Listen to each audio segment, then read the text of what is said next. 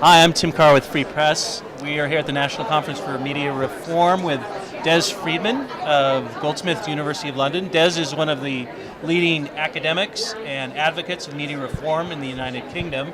And a lot of that work since the summer of 2011 has revolved around something that a lot of you may have heard about, the News Corp phone hacking scandal, which was centered in London. It was the company, the News Corp division there, News International, had a newspaper called News of the World that was extensively hacking into the phones of celebrity, of royalty, and of ordinary people. Des has been at the center of that controversy. And Des, can you tell us a little bit about the kind of work that you've been doing since July of 2011? Well, it's been a busy nearly 2 years now, because when the phone hacking crisis blew up, we knew there and then that it was a huge opportunity to change not just the terms of the debate over phone hacking, but to try and make real change to the British media. Mm-hmm. That we have a handful of companies, just like you do in the US. Mm-hmm. We have 3 companies that own 75% of the circulation of the British press. Mm-hmm. We have a monopoly in satellite television with Rupert Murdoch's B-Sky B, which is controlled effectively by News Corp. So we don't have the kind of democracy we need in the media, and everyone is shortchanged by that. And we knew that when the phone hacking crisis blew, there was a window, and I guess all windows shut after a while. So when that window was open, and it was pushed open by some very good investigative journalism, but it was kept open by public outrage, by public fury that these newspapers, the News of the World and the Sun, had committed the crimes of phone hacking, of bribing, of blackmail that they have now been found to be.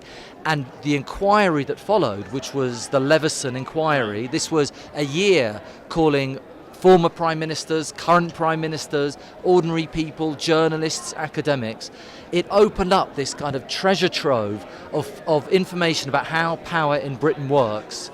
And I think every media activist at the time needed just to get involved and to say we need changes over the way that the press is not accountable to its readers. We need changes over ownership. We need changes in terms of political transparency. We heard of all these dozens, hundreds of meetings between senior politicians and corporate lobbyists, completely out of the eyes of the public.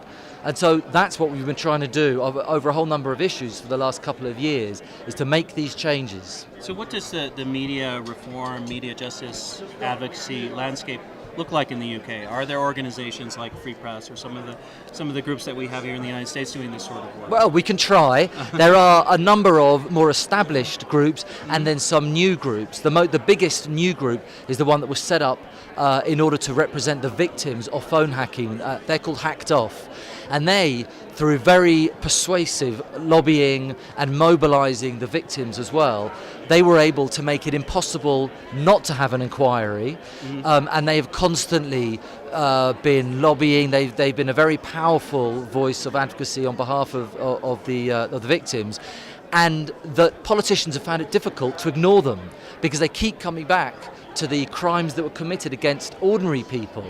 So there's a handful of groups, both the established groups, including labour unions, civil society groups, and these new groups that have sprung up. And I think there is now, if not the pressure that something like Free Press has brought to bear in the US, but we're at least working together. And given the fact that we've been relatively successful in changing the terms of the debate, we should probably be a little bit optimistic. So the official response was that there was an inquiry launched by Lord Leveson. That's right. And that led to a negotiation between the various political entities and the media and what's now called the Royal Charter. What is the status of the Royal Charter now?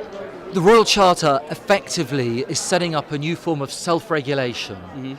It is a form of self-regulation that is dealing with the abuse of press power. And of course the great irony is that the reaction by the press has been one of hysteria. So it's when press power is attacked, then you find press power being mobilised to undermine it. This is not just Murdoch press. This is well beyond the Murdoch press. This is other very powerful voices, including the Daily Mail. The Daily Mail online is one of the biggest voices across the globe online. So these are powerful voices, but they have been found wanting in terms of not delivering the kind of media that we need, not being accountable to us, not being accurate, not delivering the news that citizens need.